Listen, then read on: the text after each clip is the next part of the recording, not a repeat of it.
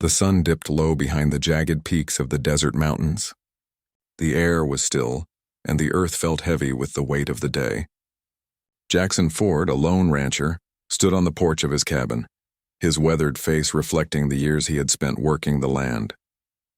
The sunburned soil beneath his boots had been his only companion for years. His life was simple, far removed from the worries of the world, a life of hard work and solitude. Yet, as he stared at the setting sun, he had a feeling today would be different.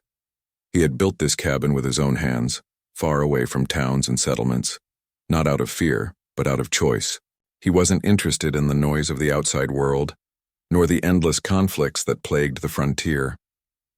He had seen enough of it during his time as a soldier in the Indian Wars, a past he had long buried. The war had been brutal, and Jackson had become disillusioned with his own people after witnessing too much violence against the native tribes.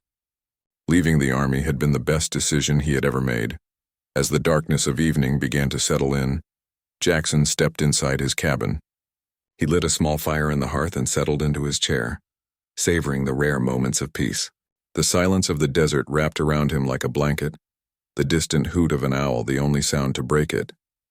But then, a noise cut through the calm. A soft, rhythmic thumping echoed from outside. Jackson froze, his hand pausing over his mug. His eyes narrowed. Was it an animal? The thought of something dangerous lurking in the shadows stirred a protective instinct in him. He grabbed his rifle and slowly made his way to the door. Outside, the moonlight cast long shadows across the land. Jackson squinted, trying to make out the source of the noise. It sounded like someone was stumbling, dragging their feet across the ground.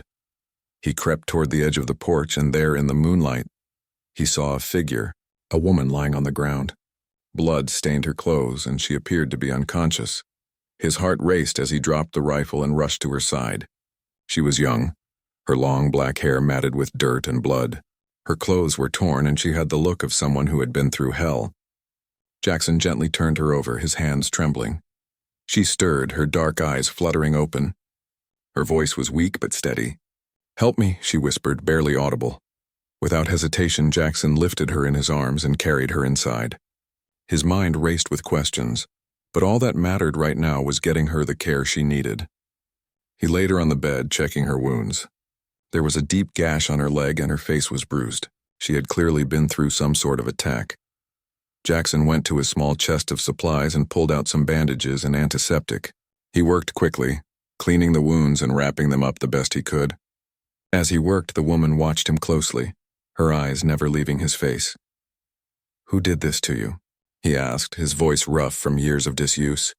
She winced as he cleaned the cut on her leg but didn't answer right away. She seemed to be gathering her strength. Finally, her lips parted and she spoke in a voice barely above a whisper. "I am Tala. I am the daughter of Red Feather, the Apache chief." Jackson paused. Red Feather was a well-known name. He had heard of him during his time in the army, a fierce warrior and leader of the Apache tribe. If this woman was indeed his daughter, then her presence here would bring a world of trouble. "Why are you here?" Jackson asked, his brow furrowing. "I was betrayed," Tala said, her eyes filled with pain as she spoke. "The man who led me here, he lied.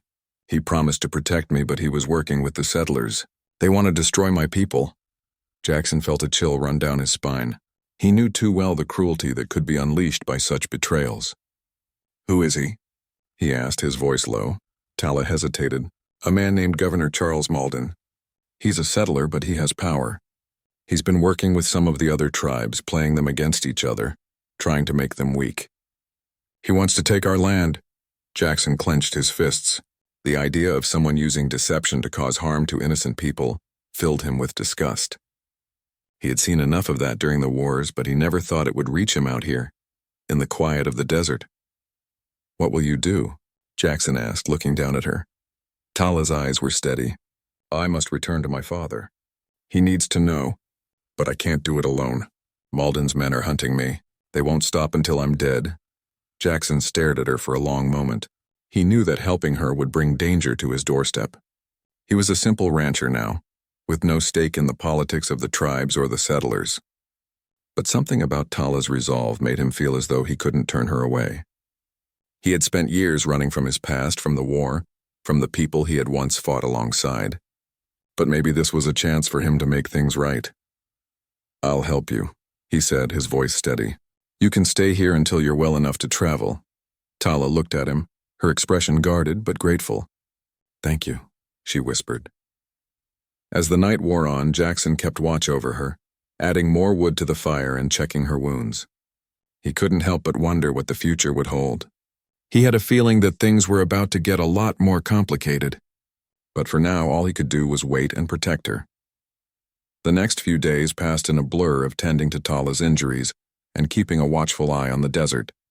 Jackson's instincts told him that trouble was coming, and it was only a matter of time before someone found them. He had no intention of being dragged into another fight. But if there was one thing he had learned in his life, it was that you couldn't always control what happened. Sometimes you had to stand up no matter the cost. On the third day, Jackson spotted movement in the distance. A group of men on horseback were riding toward his cabin, their figures growing clearer in the fading light of the afternoon. They were dressed in the clothes of settlers, but something about their posture made Jackson uneasy. They were searching for something or someone. His heart raced as he turned to Tala. "Stay inside," he whispered. "Don't make a sound." Tala nodded, her expression grim. She understood the danger. Jackson grabbed his rifle and hid behind a stack of firewood, watching as the men rode closer. He didn't know if they were looking for Tala, but he wasn't going to take any chances. He could see that they were armed and alert, their eyes scanning the area as they approached his cabin. As they drew nearer, Jackson's hand tightened around the rifle. One of the men noticed something in the dirt, a trail that led right to the cabin. "Someone's been here," the man said, his voice sharp. The others nodded, their eyes narrowing. Jackson knew they were getting too close. He had to act fast. With a deep breath, Jackson stepped out from behind the woodpile, his rifle raised. The men stopped in their tracks, staring at him. "Can I help you?" Jackson asked, his voice calm but firm. The leader of the group, a tall man with a thick beard, looked him up and down. "We're looking for someone, a woman. You haven't seen anyone pass through here, have you?" Jackson held the man's gaze. He knew exactly who they were looking for, but he wasn't about to give Tala away. "I haven't seen anyone," he said, his voice steady. The man frowned but didn't press the issue further. "All right then," he said, tipping his hat. "We'll be on our way."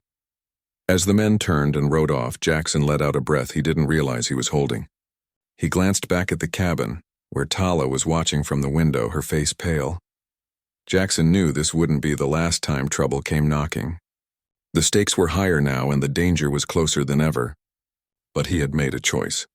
He was no longer just a man hiding from his past. He was someone who would stand for what was right, no matter the cost. The morning after the riders left, Jackson couldn't shake the feeling that danger was closer than ever. The sun rose slowly over the desert, casting long shadows across the land. He sat on his porch, cleaning his rifle, trying to stay calm. He glanced at the cabin door where Tala was still resting. She was recovering, but her mind remained restless. She knew time was running out. Tala had told him everything she could the night before. The traitor, Governor Charles Malden, wasn't just a settler trying to take their land. He was a man who had promised to protect her people, only to sell them out to the highest bidder. He was the one behind the attacks on the Apache. Tala's father, Red Feather, had trusted him, and now that trust was shattered.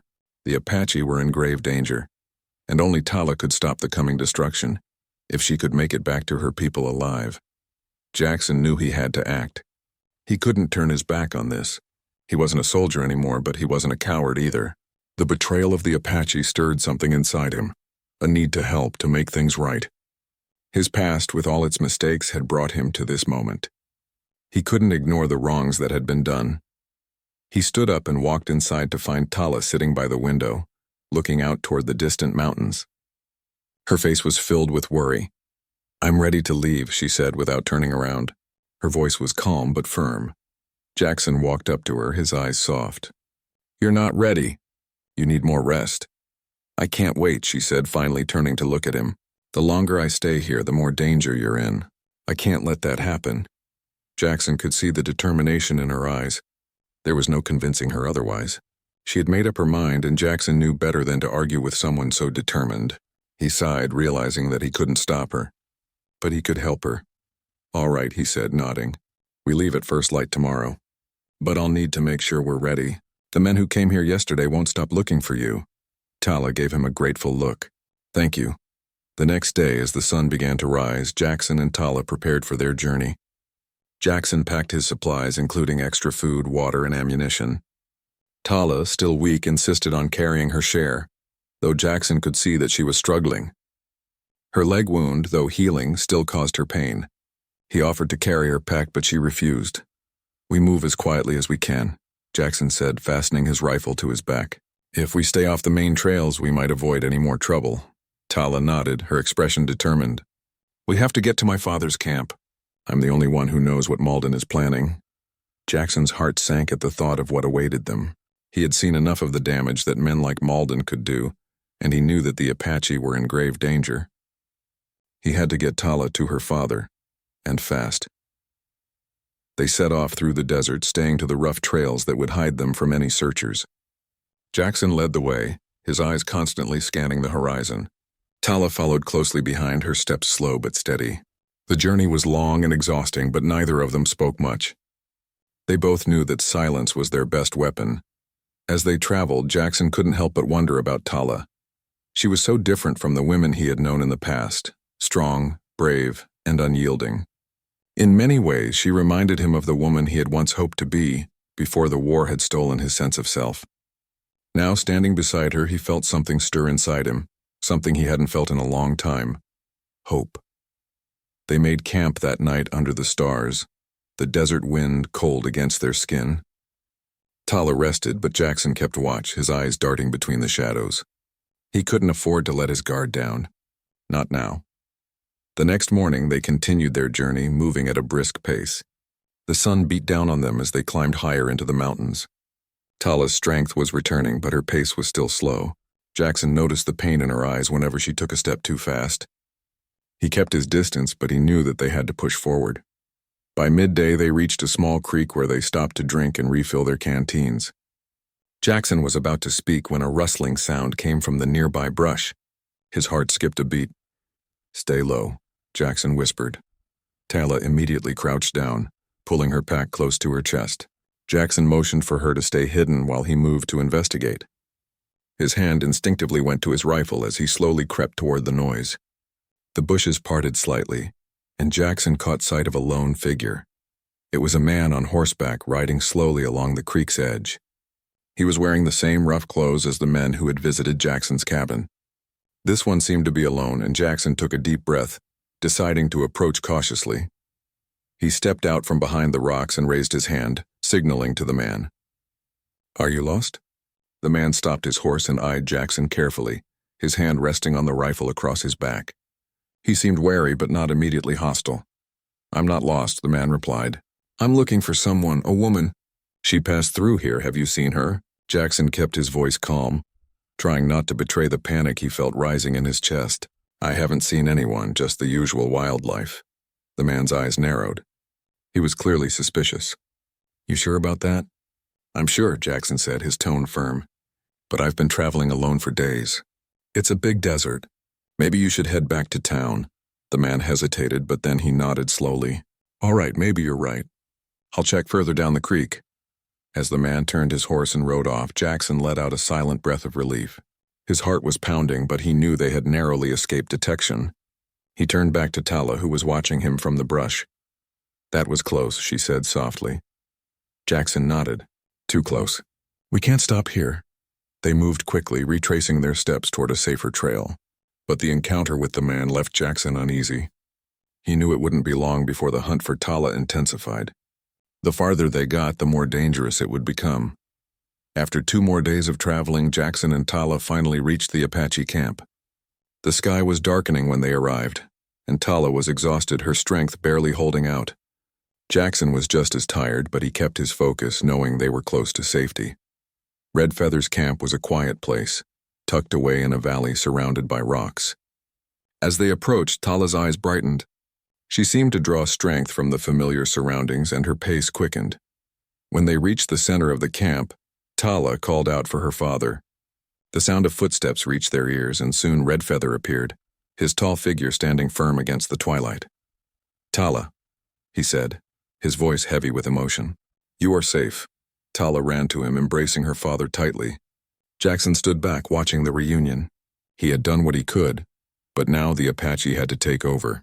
They had their leader back, and the battle to stop Malden's betrayal would soon begin. As the fire crackled in the center of the camp, Jackson felt a weight lift off his shoulders. He had done his part, but the road ahead was still uncertain. Tala's voice broke the silence. Malden's men are coming. They will try to destroy us, but with my father's guidance and your help we will stand strong. Jackson nodded, knowing that the fight was far from over. But now, for the first time in years, he felt that he was standing on the right side of history. The Apache would fight for their land, and they would not be alone.